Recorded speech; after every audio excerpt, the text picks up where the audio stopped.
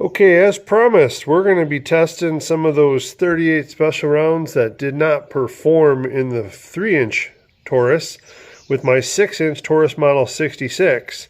Again, same parameters through the heavy clothing test of 1 layer of denim, 1 layer of fleece, and 2 layers of cotton t-shirt material into the ballistics gel.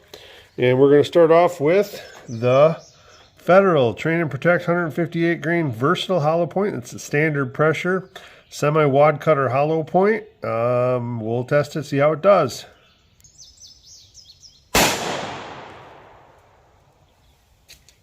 Right down there, I'm not sure you can see that. We'll measure it and we'll dig it out here. 17 inches in the gel, and I'll dig that guy out here.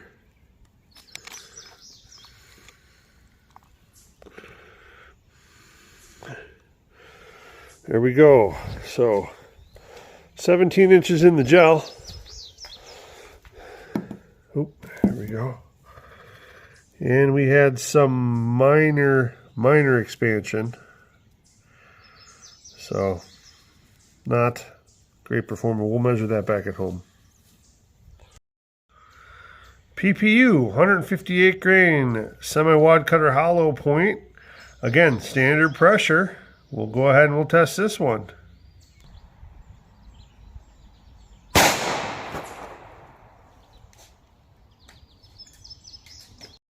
All right, that wad cutter hit, PPU hit here, went through the first block, all the way through the second block, into the water jug that was backing it, and bounced off the back of the water jug, and the bullet is down there in the water jug.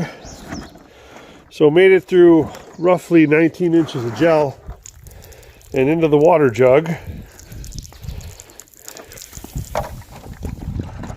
And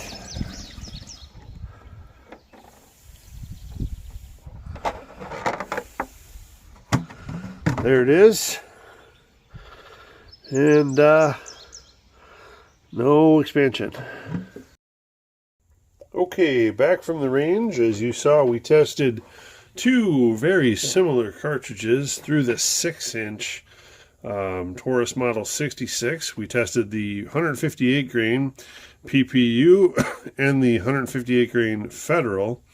Both of these, Federal Train and Protect, excuse me, and both of these are semi-wad cutter hollow points. So basically they're both, as you can hopefully see here, they are both just lead bullets with a hollow point in the middle there.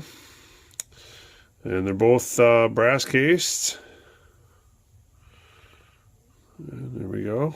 One by Federal, one by PPU. Both standard pressure. And both didn't perform very well, even through the 6-inch. These were retested because they didn't perform through the 3-inch, so I decided to test them again. Very disappointing, especially for the Federal Train and Protect, that it's geared for those individuals that want to be able to train and carry the same round, and it's supposed to perform, but this just barely expands whatsoever. The PPU didn't expand virtually at all. That's, I mean, again, heavy round. The lead must just be too hard, I guess. The Federal did try to. As you can see, it did expand a little bit over the base round. So it did try to. And maybe if it's out of a carbine, it would work. If someone's got a Henry 357 rifle, for example, maybe this is a good option for that.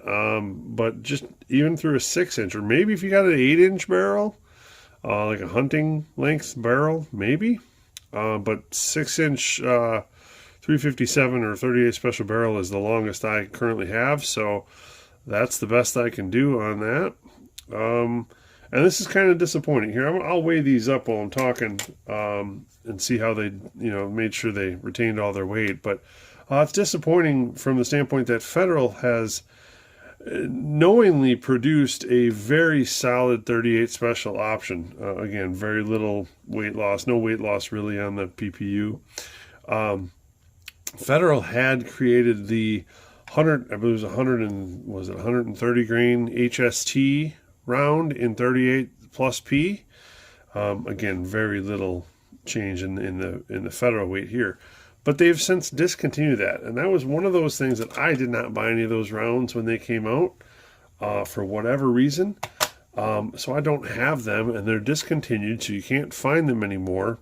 And from all the testing I've seen on that, it was basically like a reverse loaded wad cutter into a 38 round, and it expanded wonderfully, got to that 12 to 15 inch threshold, and we're talking almost 3/4 of an inch expansion out of a micro compact 38, a 2-inch barrel 38 plus P. So probably the best available round on the market, but they've discontinued that. And what's left is the Federal Train and Protect, and then they've introduced the Punch. I did order a box. I do have an order of the 38 punches, and I do plan to test those.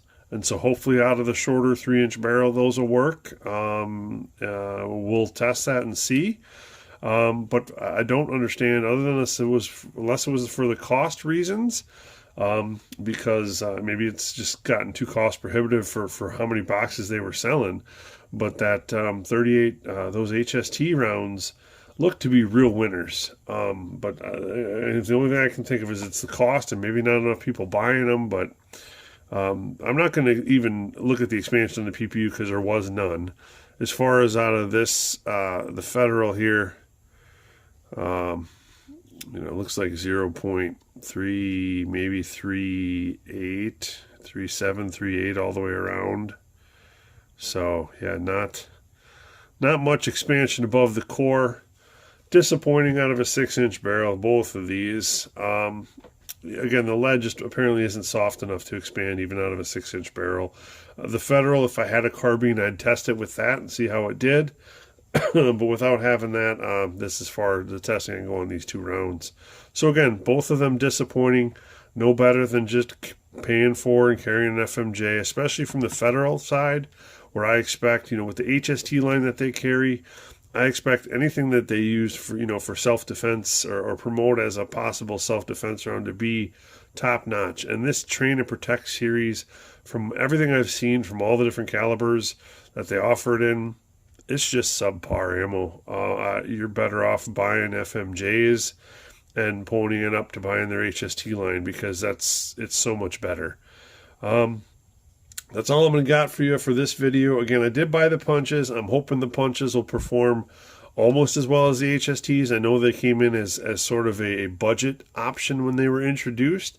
But if they're going to stop selling HSTs in certain calibers and all they're going to offer is punches, I'm hoping that they're going to give you almost close to equivalent performance. Again, both of these, as far as penetration, the Federal, I overlooked that a little bit. The Federal got to about 17, almost 18 inches in the homemade ballistic gel. The PPU got all the way through the full 19 inches of gel and into the water jug backing. So, that would be roughly maybe 22, 23 inches of gel in practical applications there. So, again, too much penetration out of the PPU. I mean, the Federal falls in those guidelines, but very minimal expansion. Again, if you're using even the standard pressure, there's much better options available. So, stay tuned. More stuff coming.